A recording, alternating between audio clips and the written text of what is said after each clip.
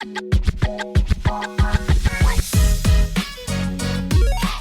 podcast friends. This is Dr. Steve Hewlett with the podcast Simple Healthy Choices for Weight Loss, where every week we help people who have realized that as their health has been declining over the years, the number of medications they are being prescribed is increasing. We realize that even though the path to better health and a medication-free life may be very simple, it definitely is not easy. We truly want to help you change your habits and change your thoughts about what true health nutrition is. And now we can.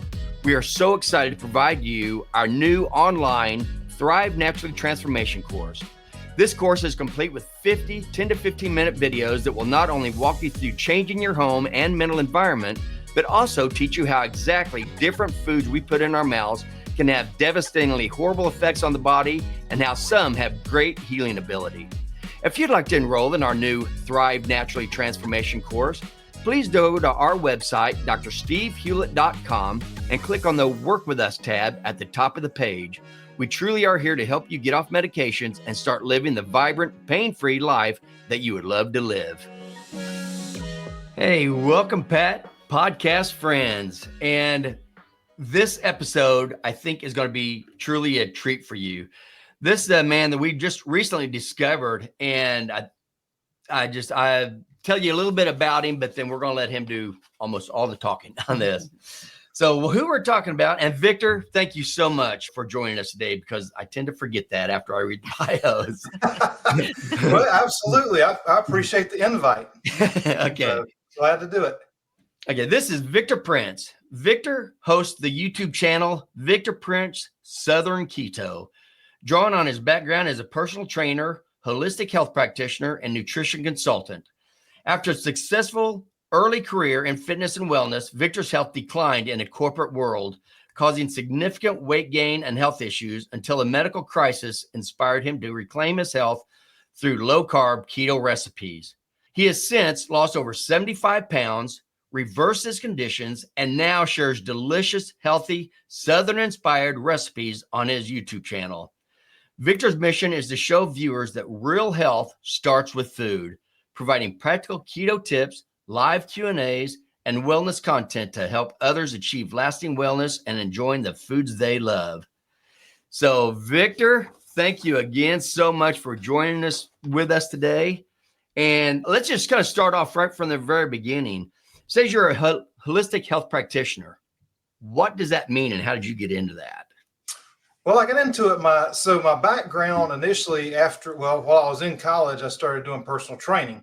And so it's something I've always, when I was a teenager, I was kind of a, skinny kid. And so this is around the time of like Schwarzenegger and Sylvester Stallone and all the action movies and stuff. I'm like, I want to be those guys. Well, didn't know I didn't have the bone structure for that, but that's where I started.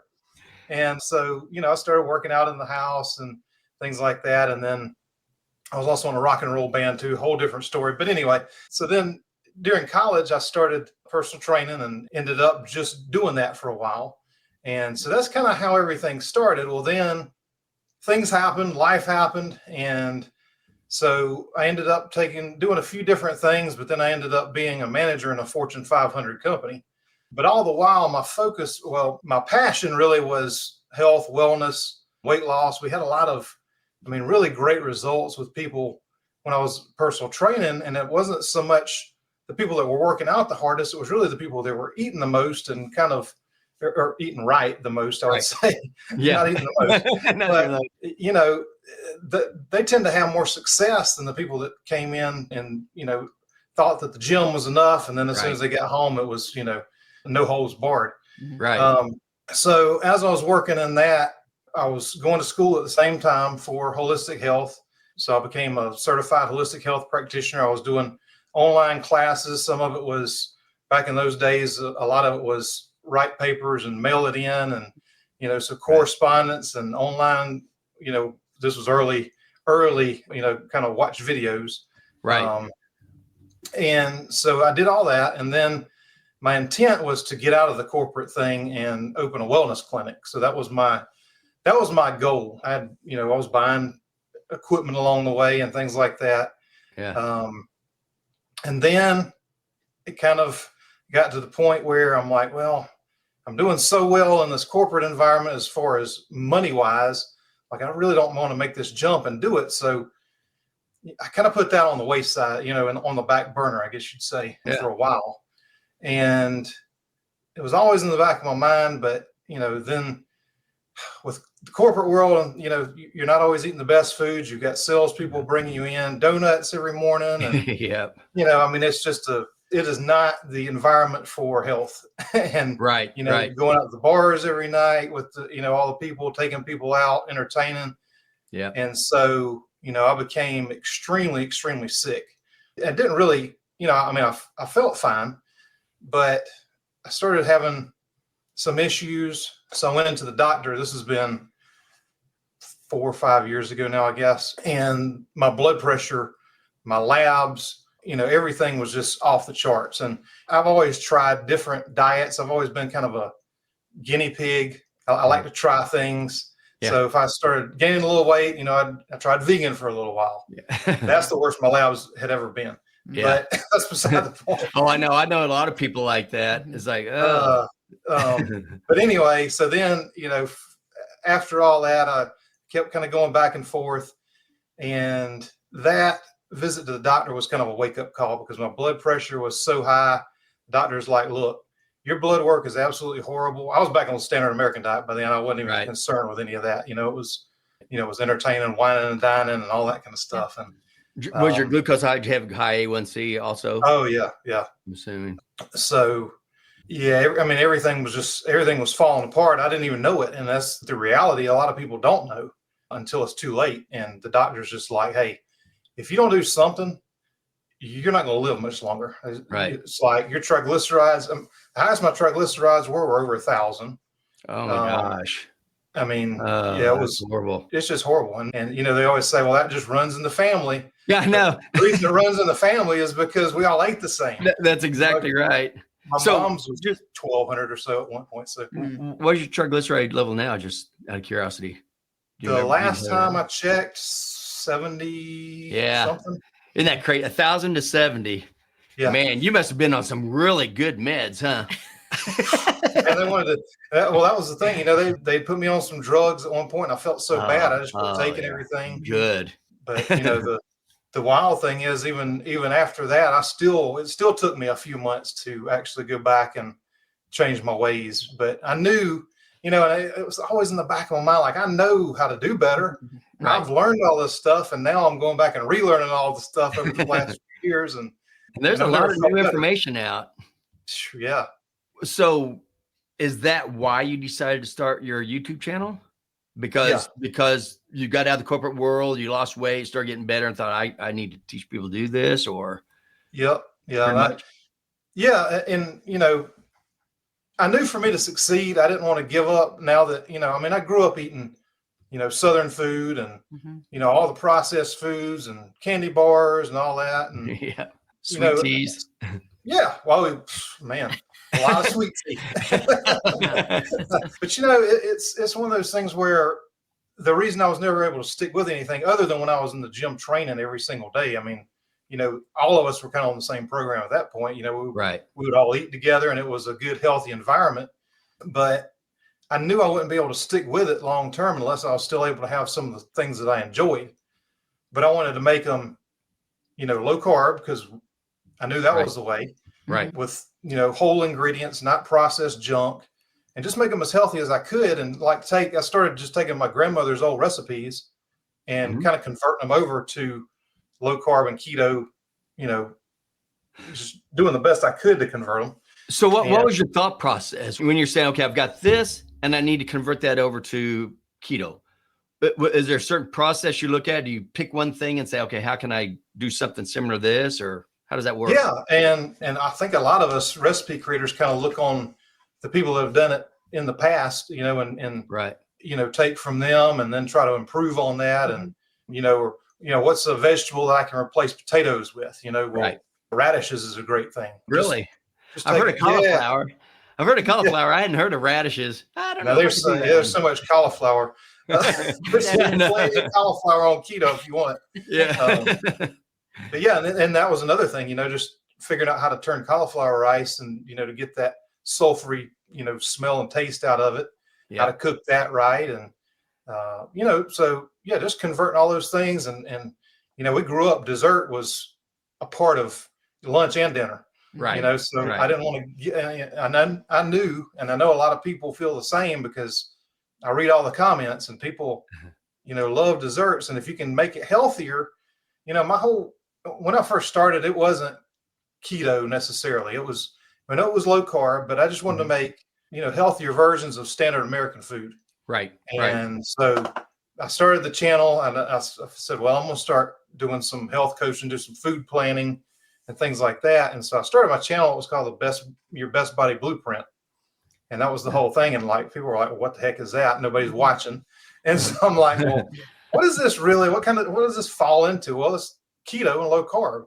Yeah. And so that's where the Southern Keto came from, just to kind of fit into some group because nobody knew who the heck I was and what new standard American diet was. So well, I like, because of your channel, because we come across a lot of people talking to us like, how can they give up pizza and pasta and their desserts? And I mean, your channel has so many fantastic recipes. I mean, you have everything.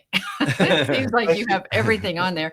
And that's such a great resource to be able to tell people because, we'll talk about, doing things like, giving up so many things. I mean, and that's such a bad way to say it, instead replace it with, replace pasta with squash or with whatever other, all of the things now, cauliflower and all the things that there is out there now. And I think it's just a great way to help people gradually, if they want to stay that way, or if they need to do a little bit more. Like I know on your channel, you do a lot of gut health. You talk a lot about that. And so maybe people need to get rid of more things, which, I mean, we're not talking about elimination diets, but, they do have to give up things, but then they can come back, to introduce some of these other foods that they really like in their life. Yeah. And just, we're whole food. We're not carnivore. We're not keto. We just eat just God-made food, real meat, real fruit, real vegetables, very little fruit, some vegetable, depending on what it is, but your health, but mostly animal products. But, we'll still have things that grow on top of the ground. We'll still have our lettuce, tomato, things like that if we need to. But and broccoli and cauliflower crust pizza. Yeah, I didn't want you to think I was carnivore or anything, and you were going to be scared to say something you wanted to say. No, that's fine. There's a whole spectrum of things. I tend to think of carnivore more as an elimination diet. If you really need some deep healing and things as a short term thing, that my opinion. For myself, I wouldn't be able to sustain it. Right. There's some good guy, Chris Cook in Nashville. He's he does some great carnivore recipes. Yeah, he does. So there's some good, some good people that make the recipes for that, but I just couldn't do it. So right. Yeah. And we've done it like, in January, to do carnivore for the month. So we've done that. But for the most part, I mean, what is nice is a lot of times I don't have to, like, especially in the winter, I don't have to worry about buying certain vegetables and they're just going to go bad in my refrigerator, So it's like, we'll just have steak and eggs for dinner. I didn't think that was okay. Or hamburger, sausage, or I mean, there's. But eating seasonally, I know you talk a lot about that. We do too. So going to the farmer's market and, because we like the variety as well. So, yeah. One thing I was wondering with the Southern, because I know they use a lot of fats and stuff. What do you use for fats, or do people freak out when they see you wanting to put butter and stuff on it, or is everybody kind of catching on to it now that people watch you? Yeah, it seems, the people that watch me are kind of on, so my favorite things are extra virgin olive oil, avocado oil, bacon grease, a lot of bacon grease. But, I made a version of Duke's mayonnaise because I'm a big fan of not using seed oils. Right. But Duke's mayonnaise is like God's mayonnaise. So from the South. If you're not from the South, you don't want to watch it, you're not from the South, listen. Yeah, we had never heard of it. Refrigerator, you ain't Southern. So I had to make a version of that using avocado oil. And so that's like my go-to. I make that every week. Then I make a blue cheese dressing out of that. So I don't have to, to have any of the seed oils in there. Lard. I don't use lard a lot, but it's, it's fine. Real lard. Tallow. Beef tallow. Yeah. So do you use coconut oil? I do. Yeah. Mhm. Okay. Yeah. Those are the fruit oils that we tell everybody, the extra virgin olive oil, then the coconut oil and the avocado oil. And then other than that, we say stick with the and the beef tallow and those. well, that's but that I mean, as far as the plant-based oils, yeah. Yeah. What do you think about? Because I don't use it myself, but in my research, I think it's fine as the palm oil is not, the ethically sourced and the real palm oil, Right. kind of like the coconut oil. Right. And I guess it's the same thing. Like you have to be careful, keep it where you store it and not keep it by the stove and stuff like that, like you do with the olive oil. Small glass bottles, dark, away from we used to do the exact opposite. We had a great big plastic bottle sitting right by the stove. We thought, whoa, we're doing everything wrong we could possibly do here. Yeah. Right. Hey, I've never cooked with palm oil. So we've never even looked into it. What do you use it for? Well, I don't really use it. Well, my wife makes soap and bath products, so she uses it in that. But, I had looked into it as, for safety, wise for some of her products. But a lot of people will use it for frying and, basically the same uses as coconut oil. But I've never had it myself for food, but I know a lot of people do. So, yeah, I know one of the things that you were talking about, or when we saw your video that you had a live last night, and you were talking about yogurt and the benefits of yogurt and the William Davis's. I used to make it. I'm going to start doing it after watching your live. It's re-inspired me to get out my sous vide and make that yogurt. And she did a great job. I mean, it tasted wonderful for that month. Yeah. It just and it's not even that it's hard. I mean, it just keeping on top of it. And that's. Yeah. And just planning ahead. Cause I always did the 36 hour, I thought if fermenting it longer, we need to do it the 36 hours, cause you were talking about a 12-hour one. Is that right? Yeah. So I've been messing around with this because I just launched a supplement company. And so one of the things I wanted to do was a probiotic. And so I've got to, one of the cool things about doing this, I got to talk to Dr. Davis a lot. And so I've learned a ton from him. Yeah. And awesome guy. And, so I learned a whole lot from him, especially that long fermentation and, just to totally colonize that yogurt and have, a therapeutic dose of probiotics. Right. You can take them. I mean, this is my inner soil right here. So that's what I've been messing around with, what I was talking about on the video, because I've been doing a 12-hour for a lot of people that have just a regular yogurt maker, but want something that's got more probiotics than what you can buy in the grocery store. Right. So, we went through a couple different formulations of this, and this is what I ended up with, and it works great. But the 36-hour, I mean, it's just so powerful how those, colony forming units of the microbes just keep multiplying in that sweet spot with that temperature. And it works the same with this as it does for the L-reuteri and the SIBO gut yogurt. So, right. And for everybody listening, just in case you don't know, probiotics, prebiotics, probiotics you're actually giving the bacteria. You're actually trying to replace the bacteria because almost everything is from our gut flora. The microbes that are in our gut do so many wonderful things that we have to have. I mean, they're vital to life. If you didn't have them, we die. But probiotics, you're actually giving yourself the bacteria. And that's like if you've been on broad spectrum antibiotics or something like that, or just your gut's all messed up. So that's probiotics. Prebiotics means you're giving food, you're eating the type of food that the good bacteria need to live off of. So that's the difference between probiotic and prebiotic. And that's why when we're talking about doing this for 36 hours, because the longer, and you're getting the microbes out of the air. That's what's important. You don't, like we said, if you look at in a store and they put yeast or something in it, that's a bypass. That means that's not the true healthy stuff. You want the natural bacteria that are in the air to colonize that so you can colonize your gut. So anyway, I just want to put that in there real quick because I've heard people are confused about what they know they're supposed to take a probiotic or something, but they don't really know why and what it is. So anyway, that's what it is.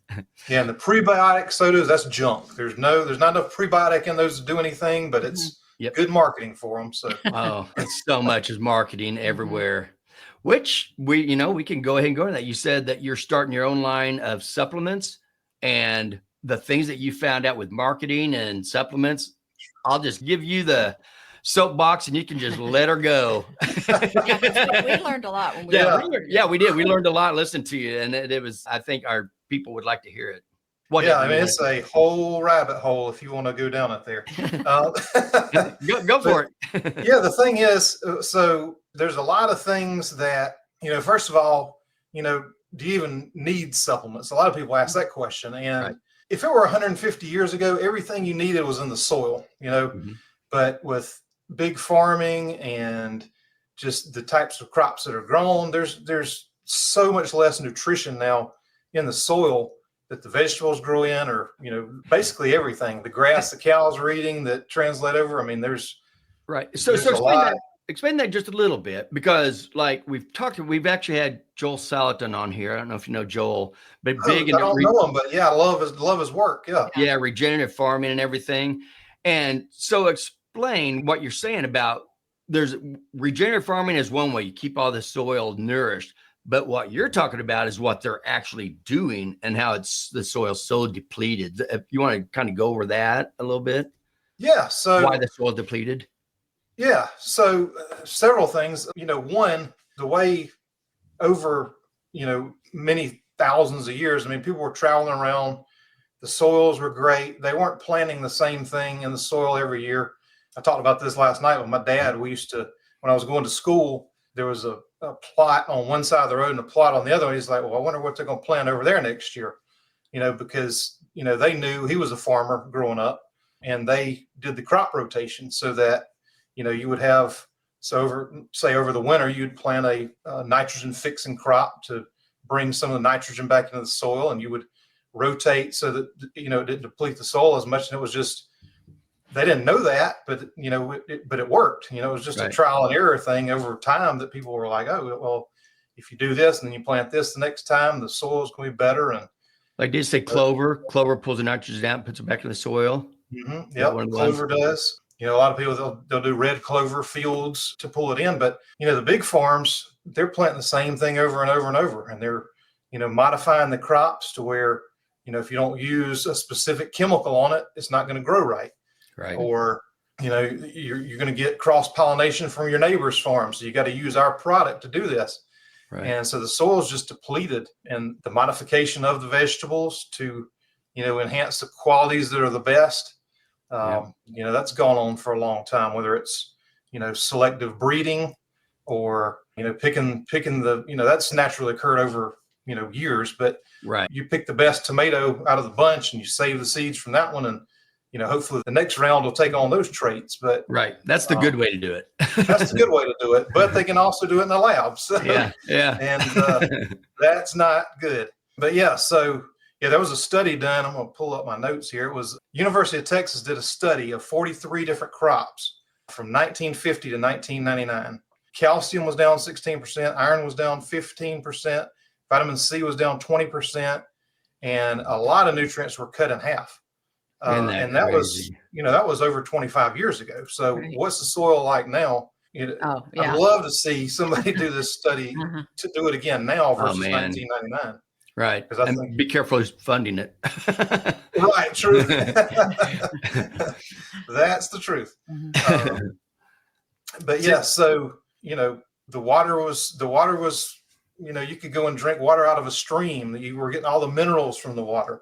Right. You can't do that anymore.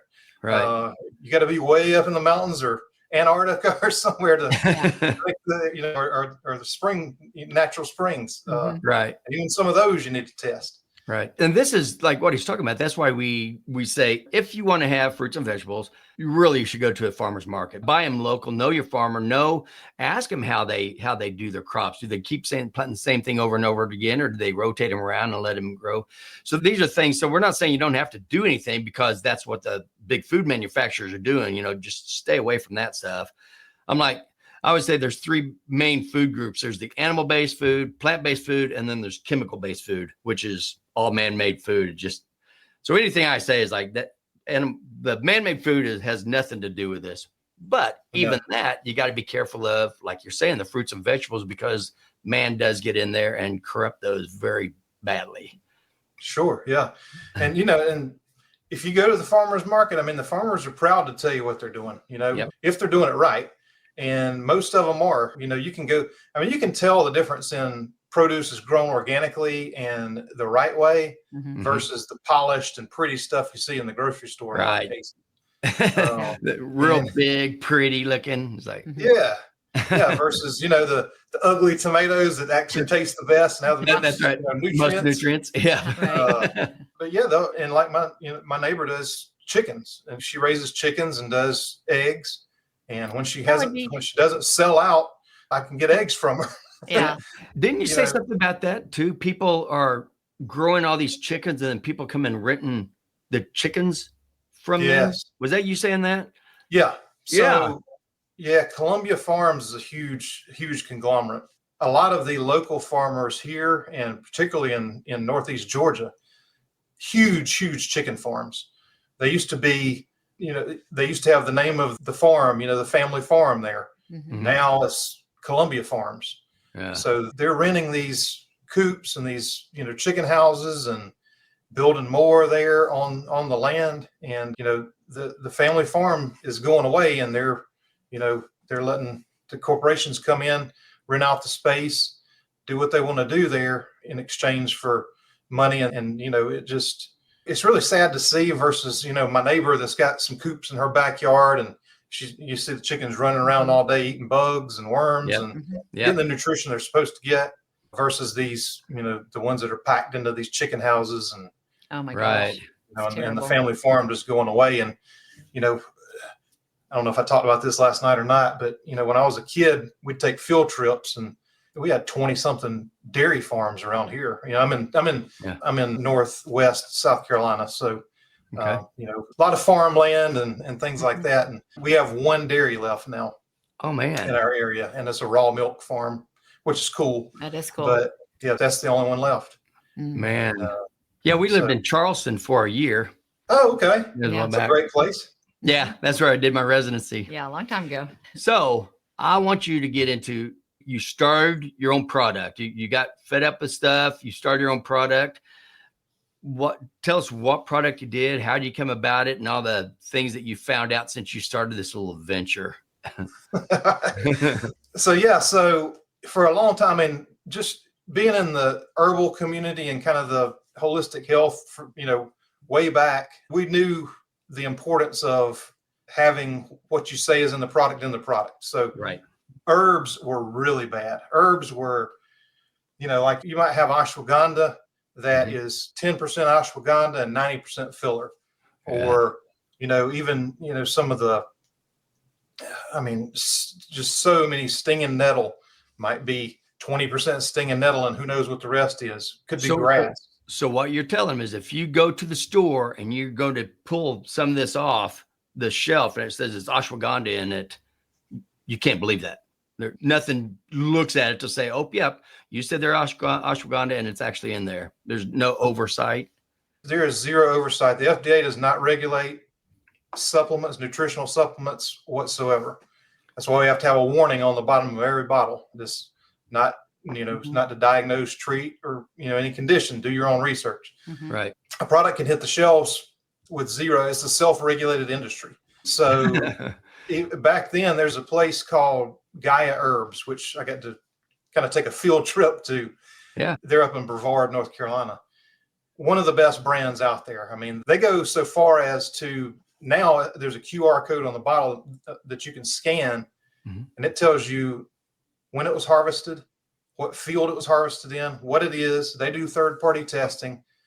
Third-party testing is super, super important. But what I've found in my journeys on this, coming out with my own product, which I'll tell you in a second how that even started. But the third-party testing, they could do it one time and claim third-party testing on every other. So the first time it may have been legit. And then after that, they may be adding 90% filler. And they could keep saying that same thing that's third party tested. And it was one time. Yeah. Right. Yeah. So many criminal things that go on. It really is. And when I started, I was I maybe had 20 or 20,000, 25,000 people maybe. And I had a supplement company approach me, and, just my background in herbs and things like that. I didn't know a ton about supplements at the time, but, I asked for their test results so I could look at it. They couldn't provide it. Third-party testing, they had nothing.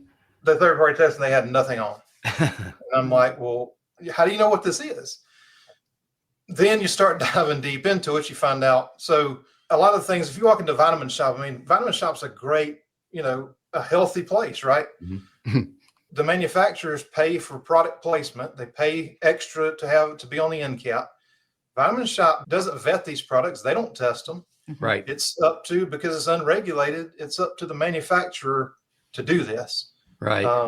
And so, some of the worst offenders are the one that you see the most because they're paying people to advertise. So it's in front of you all the time. If you look at a supplement, and I'm sure y'all know how your viewers know how the ads are. If you even talk about something, next thing you know, you pull up your phone, you go on Facebook, and bam, there's an ad. Right. And you're thinking, oh, well, wow, this thing's twice the price of everything else, so it's got to be better, right? Well, right. No, it does not have to be better. Exactly. You're paying for their marketing. It doesn't mean there's product. Still doesn't mean there's anything in the actual product.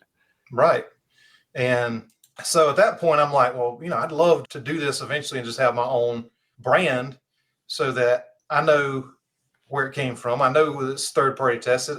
I can talk to the manufacturers and see what's actually in the stuff. And so every batch that we do is third-party tested. So when you look on the bottom of the bottle and you see the SKU number, right, I can look it up and I can, email you over the third-party testing on that particular batch.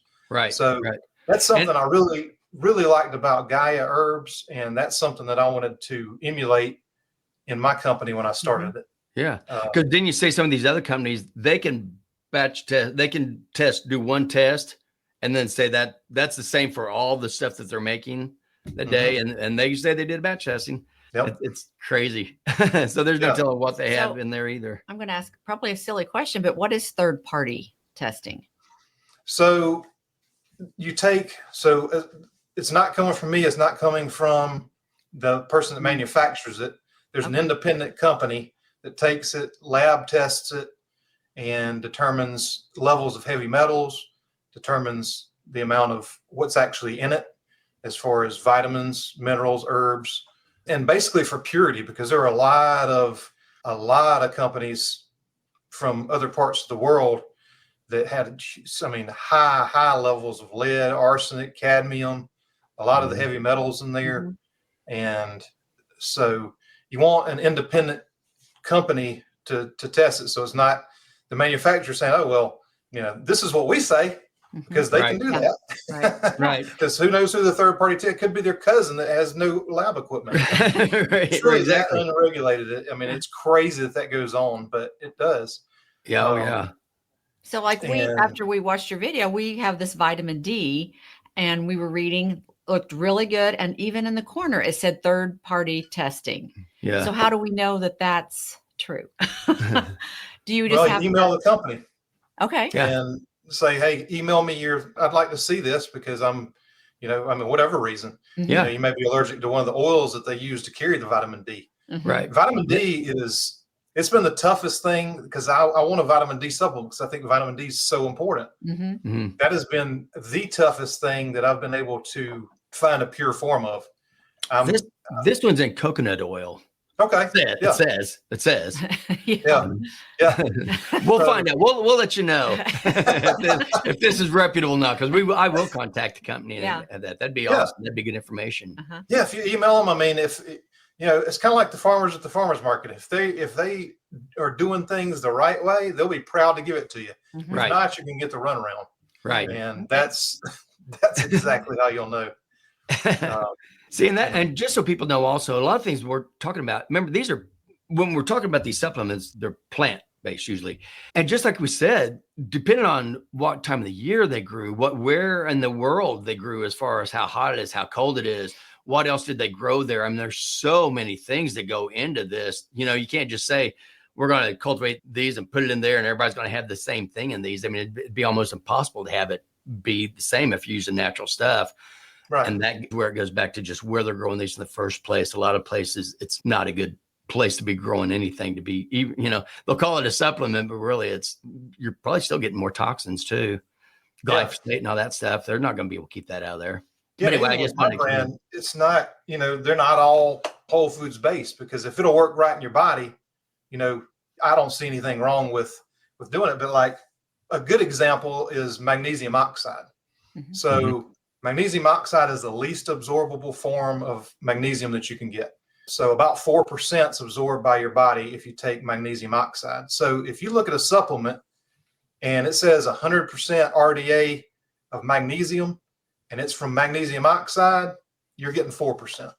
Yeah. And magnesium oxide is in my multivitamin, but it's only 15%, and it's not for the reason of getting magnesium. There's a lot better ways to get magnesium than that. Right.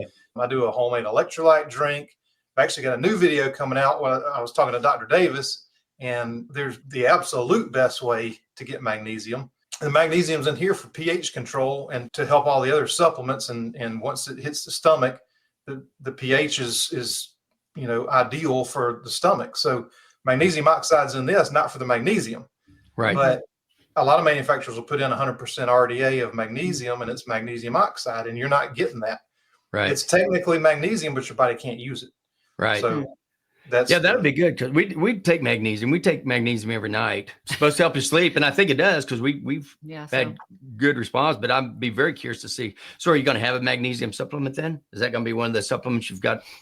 No, because I think the best way that I found to do it is, I'm going to do the video on it, but it's a liquid. So basically, I'll just give you and your viewers the preview of it. All right, there you go. There you go. Free charge. So basically, you take milk of magnesia, which is in your grocery store. You have to be real careful about this, because if you read the back of those, label reading is so important with everything you do, whether it's the food you eat, supplements you're taking, or anything else. And even medications. Anybody on medication, you need to find out all the adverse effects of that drug, because I guarantee you're going to find anywhere from 10 to 70 adverse effects with every single drug. So be aware of what you're taking. It's not all health, that the medical field tries to tell you it is. Anyway, that's a side note. Go on. That's why the drug commercials are 10 seconds of fluff and 50 seconds of side effects. Yeah. And everybody's dancing around having a great time. Yeah. Right? So don't even listen to what we're saying. So anyway, I didn't mean to interrupt you. So we're talking about the magnesium liquid. So milk of magnesia. It's in the traditionally in the old blue bottle. Yeah. But there's store brands too. The thing you got to make sure with that is some of them contain sodium hypochlorite, which is bleach. So you want to watch out for that. It should just be the magnesium carbonate. It should be the only ingredient on there. You don't need anything else. And the real brand actually has that. But so the one I do, because I made a smaller dose, so I doubled what Dr. Davis does in his, because I wanted, if I'm doing 3 ounces of this before bed, I don't want to drink 4 ounces of water before bed. So take an unflavored seltzer. So if you're doing a 2-liter bottle of it, you'll put 6 tablespoons of that in. You pour a little bit out first, but I mean, it's crazy because, seltzer is carbonated. Right. Well, you dump that in and it turns to just a still water. I mean, you can, at that point, you shake it up, and it's the most absorbable form of magnesium that you can get. And then how much of that do you drink? So I do 2 ounces. I do it 3 times a day. You don't want to do it all at once. I can promise you'll have. I was gonna say your stools. If you do it all at once, you might just do it while you're sitting on the stool. Right. But say 2 ounces in the morning, 2 ounces midday, and then 3 ounces before bed until your magnesium levels come up. Well, that has to be so much less expensive than the vitamins. I mean, this vitamins start getting really expensive. Yeah. You're like, okay, what do we really need? It's like, well, magnesium. So I'm excited to try this. Yeah. Magnesium and iodine are 2 things that we really don't get much of. So do you do something with iodine? Yeah, I do. I use iodine. I do 2 drops of the Lugol's 2% in my electrolyte drink in the morning. And I really started that for my wife, but everybody's iodine. I mean, I eat real salt, Redmond salt, or we do Redmonds. There are some, there are some heavy metals in a lot of them, but Redmonds isn't iodized though, is it? No, it's not. So I didn't think so. Yeah, so pretty much everybody's going to be iodine deficient if you're doing that. So you really do need to add steroid and everything else. But we do the Lugol's also. Yeah. So what exact products do you have? So right now, and I've got other things coming out. Like I said, the magnesium, and I want to add to the difference in the glycinate and the malate. It's just what the magnesium is mixed with, glycine or different, or the oxide. Stay away from that. Yeah. Citrate, stay away from that unless you have some constipation. Yeah. So I have and Primal Nutrition's the brand. It's primalnutrition.shop. So I've got a men's multi. I've got What's that called? It's called Vital Man. So like vitamin. Yeah. I love it. And then the probiotic that I'll be making the yogurt with, that video will be coming out next week. Okay. It's called Inner Soil. And then I have a women's, and the difference in these is of course vitamin level, but also the herbal blends that are in them. And I've got all the ingredients and everything's right on the website. So, and we'll have that linked. We'll have it all linked down below. Awesome. Thank you. And that's Absolutely. Vital Woman. That is Vital Woman. Okay. And then I have a grass-fed beef liver supplement. And nice. So beef liver is like nature's multivitamin. I know if you do meat-based, you know how important liver is. Yeah. And I don't know if either one of you are like my wife, but if you I are, am. I love liver. But see, I grew up with it. I mean, that's just kind of I did too. Probably a Southern thing, Yeah, we have liver. I like it. I like liver. Yeah, awesome. I think I've tasted it. Well, now 3 times, and I puked first 2 times. You know who James Berry is? That does pluck. I've heard the name.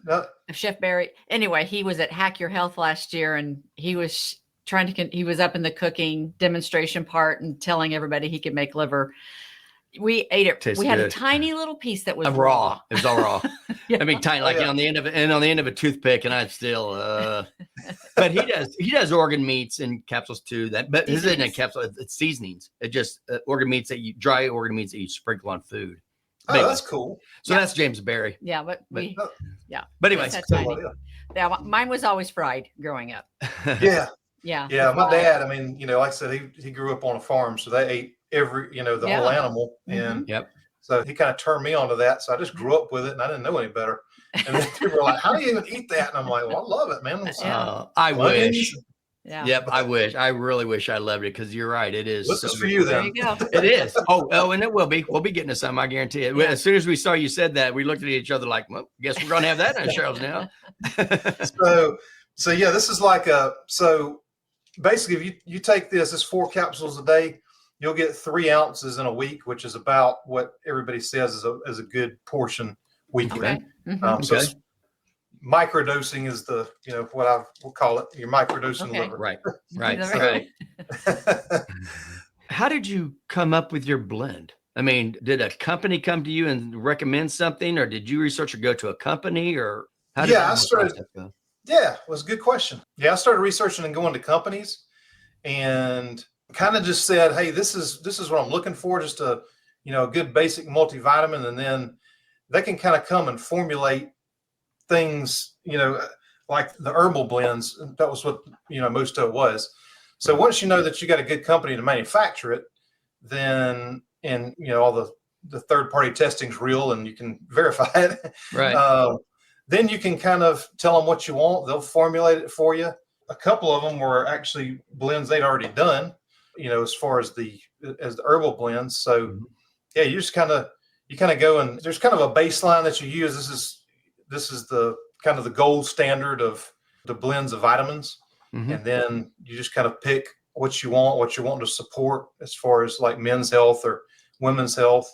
And of course, do you know where they plant these? Do you know where these are grown, the crops and everything that they're using to make these? Are they grown right there, or do they get them in from other places? No, they source them from different places. Like the beef liver, as most good beef liver supplements are, that's from New Zealand. But yeah, everything's manufactured in the United States, but they'll pull from different places. A lot of it is U.S. based. Some of it is from overseas, which is also why the third party testing is so important.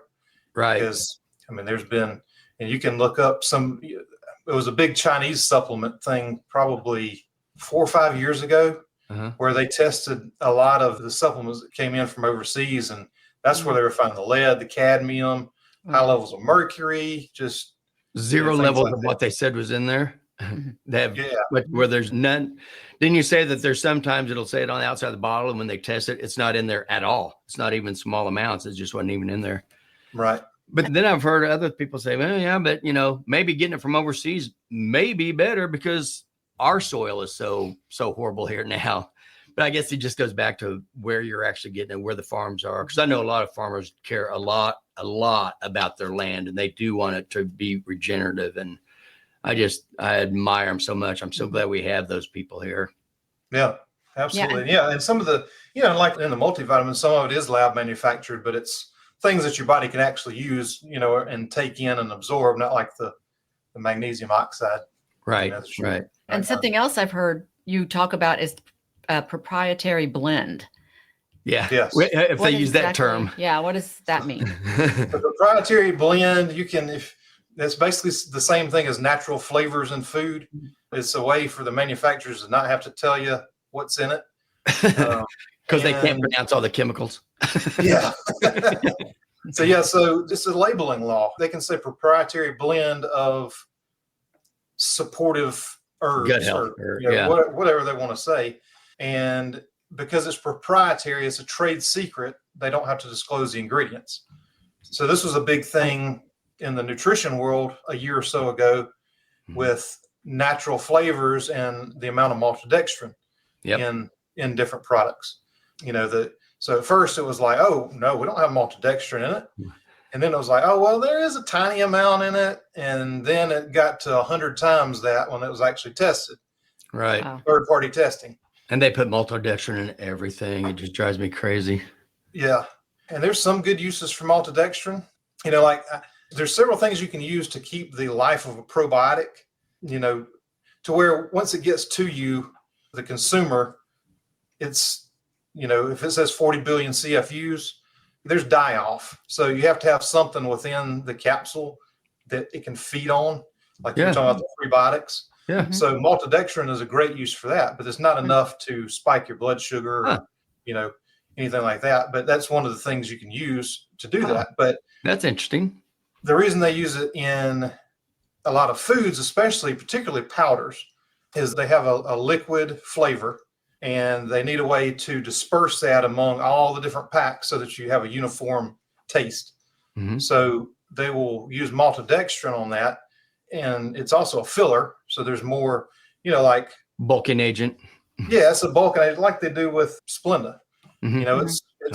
Even though it says sucralose on there, it's a very little sucralose, which I don't like, by the way. Right. But, we don't either. It's a little bit of sucralose and 98% maltodextrin. But with the powders, they put it in there so they can disperse the liquid evenly. But, when you're having a teaspoon or two of that in an electrolyte, that's enough to spike somebody's blood sugar. And that's not what you want if you're fasting and trying to drink electrolytes to, just kind of stay going, not break your fast or anything. Mm-hmm. Right. The insulin response and all that. So, but that isn't everything. It's in a lot of stuff. So you use Relight also? I have, yeah. Because that's one we use now. That's one we've liked. I mean, I knew about the stuff that happened with Element and all that. We've tasted that. We probably have some in the shelf, but we stick to Relight now. Mm-hmm. Unless we hear something bad about that. Well, and I think you're coming out with a recipe, right? For electrolytes? Yeah, I'm going to do a new recipe with that magnesium that I was talking to you about. Okay. Yeah. I started with I think all this started because I'm cheap in a lot of ways. We all are. Yeah. So I'm like, well, man, that's how much, I'm going to be drinking a couple of these electrolytes a day. What's it going to, so I kind of backed into how to do it myself. Mm-hmm. Yeah. And so I started with one recipe. Then when the whole Element thing blew up, I'm like, well, I'm going to come out with one that's similar to that. So people don't want to buy this because I just thought it was just wrong. I was working on my supplement thing at the time, and I like transparency. I think it's important. Yeah. And so then I came out with a second recipe that was like that. Well, now after talking to Dr. Davis, instead of using magnesium malate or glycinate in there, I'm going to be using this liquid that I was telling you about, pouring a little bit of that in there instead because it's so much better absorbed by the body. Yeah. Well, So can't wait. So I'm excited about that one. Yeah. Oh yeah, this is on there because you've been working on these supplements for a while, right? Yeah. Yeah, that's what I It's thought. really- yeah. It sounded like you've got so many other things and your recipes. I know you got a lot of sweet recipes, which I know it's kind of a weird thing. People love as much as you say, please just stay away from the taste of sweet. People are hooked. They love it. Mhm. So if you can take a sweet thing and turn it into a healthy thing, Better sweeteners, better yeah, sugar. yeah. Is that what you do? Do you use allulose? What do you use for your sweeteners in these desserts that you make? Because in all honesty, So I haven't looked at any of those videos as far as Just me. because I don't. it's better if you don't. She does. Honestly. She looks at it. She watches it. But for me, like I said, I mean, we grew up with, dessert was pretty much its own meal. So I knew that, and a lot of people are the same. They're like, man, I'm so glad, the comments are just awesome. I love when I see comments from people that like, I didn't think I would never be able to stick to keto or anything if it weren't for being able to have this. Yep. And I mean, That's as much crap as I get from people about, well, you're just, fueling food addiction or whatever the case is. Exactly. Yeah. My thing is, if it can help you stay healthy and having something sweet is a good reward for you at the end of the day, I don't see a thing wrong with it. And No. I mean, it's helped me. It's helped my family. My daughter-in-law and son have started keto. They, it was all standard American. He's been out of the house for a while, but anyway, they both lost about 60 pounds now. And they both said, hey, if it weren't for the desserts, we wouldn't be able to do it. Yeah. Right. For so many years, we were eating unhealthy stuff and they got used to it. And, I grew up used to it. And we all did. Yeah.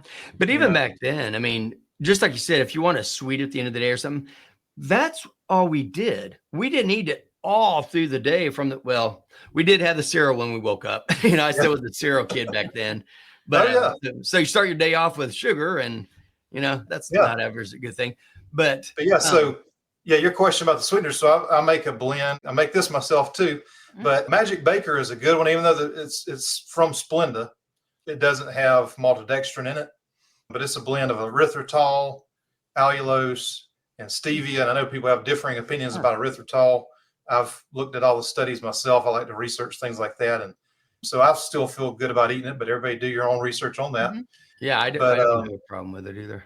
So I make a blend of that myself too, because I was using so much and testing recipes and stuff. I'm like, man, I'm gonna go broke buying this Magic Baker. But yeah, so Splenda Magic Baker if you want to buy it in the store, but it's a great blend. The thing about erythritol, you get a cooling effect, even in the Magic Baker a little bit.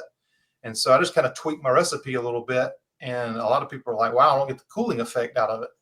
Just a cool taste in your mouth, and which is good for ice cream, but not so good for a lot of, hot desserts. That never even crossed my mind. I've never heard of the cooling effect from eating that. I don't think we've had it. So there's there's that. And I would have never thought to have blended the 3 different ones to make something that you really like, because stevia can be pretty sweet. Yeah. Or on the other hand, some of them, depending on which one you get, you can almost be bitter if you use a little too much. And then the allulose is kind of, to me, the closest to sugar, but then again, it's not great for baking because it browns really fast. Where erythritol is really good for baking stuff.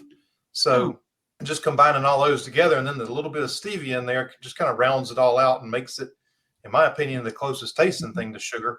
But I got the idea from Magic Baker's bag. I'm like, well, what are they blending together? I just started messing with the amounts of it until I got something that I like, and a lot of people love it. So and the stuff with the allulose, I mean, we've heard a lot of good things. And it's not supposed to raise your insulin levels or anything. That's huge. Yeah, and some studies are showing that it's lowering blood sugar, which is crazy. So, that is crazy. Yeah. So we need to do more research about that. It's still not. I got people all around the world that watch my channel, and so allulose is not legal in Canada, European Union.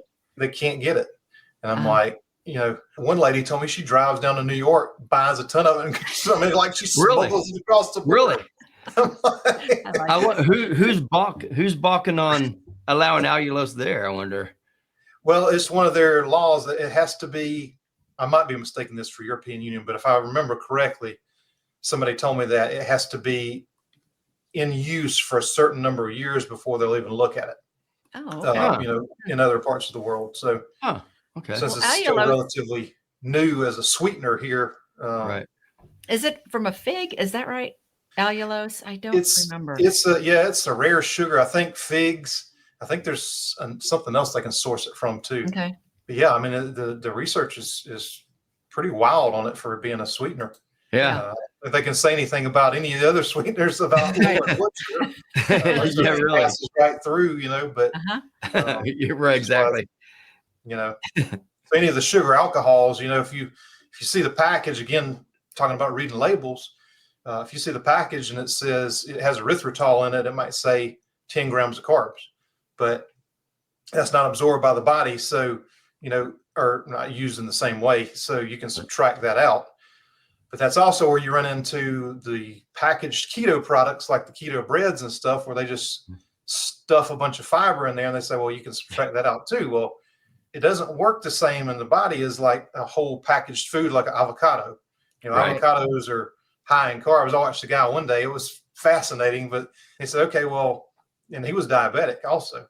And he took 3 avocados. He's like, I'm going to eat these 3 avocados and just show you why you can use net carbs for whole foods. And I'm like, we'll see about this, But he taught, the blood sugar response was steady, but there's a lot of guys online that will do reviews with glucose testing and CGMs with a lot of the packaged keto breads and things like that.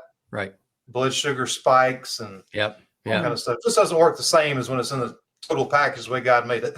Yeah, and that's exactly what I say. If you're going to eat your fruits and vegetables, eat them. Don't drink them. Once you put them in a blender and spin that down and shred that fiber to nothing, you've kind of decreased some of the good things of it. Yep. So I've kept you a long time already. Is there anything in particular that you'd like to tell anybody about your product, something different that you have or anything? And how can they get a hold of you and get a hold of your product? Yeah, absolutely. So all of these are available now. I've got the website's out. It's primalnutrition.shop. So I can get that in there without it making it blurry. There we go. So I've got a code that I use for my viewers, and I'll give it to yours as well. So 10% off if you use code Southern Keto. Okay. And I'm on YouTube. So Victor Prince, Southern Keto. You'll see my smiling face on just about all the videos. Oh, with that, I was so excited to meet you. You're just pleasant to watch. You're just a down-home nice guy, it seems like. Well, thank you. A lot of people say I talk too much, but it is what it is. That's right. When you have a passion, you tend to do that. I mean, that's what a passion means. And that's what I love. You've got the same passion I do, just trying to keep people healthy. Get them healthy, keep them healthy, and let them enjoy life like it's supposed to be. That's what it's all about, isn't it? That's right. So right now you have the 3 products. You have Vital Man, Vital Woman, and the liver. The liver, and then the inner soil. Oh, the inner soil. That's right. Is the probiotic. Okay. So okay. All right. I'm doing a video for that next week, and maybe out by the time your viewers see it. Awesome. On how to make a 12-hour yogurt with a yogurt maker or anything, no special equipment. And, that's the thing about the 36-hour. You got to have something that will maintain that 100-degree temperature. So my favorite is the sous vide, but I figured out how to do it in a, we use sous vide. Yeah. So, but I figured out how to do it in a regular Instant Pot with the yogurt setting. You have to use a little silicone thing, and I put that in my video. That was a lot of trial and error because I already had the Instant Pot, but I knew it was too hot, with the metal liner. So started messing around with it. I used the little metal insert. That was too hot, but it was close. I'm like, I'll buy one of these little silicone inserts that they have, put it in there, and then put it in jars. So it's just kind of using the ambient temperature, 100 degrees, and comes out perfect. So awesome, man. Quicker would be nice. Not the same colonization. You won't have as much probiotics. Right. Just for a good yogurt, it's going to have a ton more probiotics than what you can buy in the grocery store. It's perfect and quick. Yeah. Mm-hmm. Well, this has been wonderful. Thank you. I really was totally surprised when you said yes, you'd be on my podcast, and I'm so glad you said yes. And I'm sure our listeners are going to be following you also now. And so, awesome. If that's everything will be in the show notes. Yep, everything. Yeah, we'll have everything in the show notes for everybody. We'll put your links in there and everything. Well, listen, I appreciate you inviting me, and I mean we're on the same mission. As soon as I saw, you sent me the message, and I looked at you. I'm like, we're on the same mission and trying to get people healthy, and I'm all in on that. So I appreciate what y'all are doing, and hopefully you'll be on one of my shows one day. Y'all will come on, and we can do a live or a podcast on my YouTube channel. We would absolutely love it. Drugs. Just let us know. Yeah, talking Awesome. about drugs. Drugs. Okay. Well, listeners, thank you once again for tuning in to us. And I really hope that you enjoyed this as much as we did, because we've learned a lot of information from listening to Victor. And we hope you have a great time today. Hope you have a great week. And as always, make simple, healthy choices to live a quality life. Bye-bye.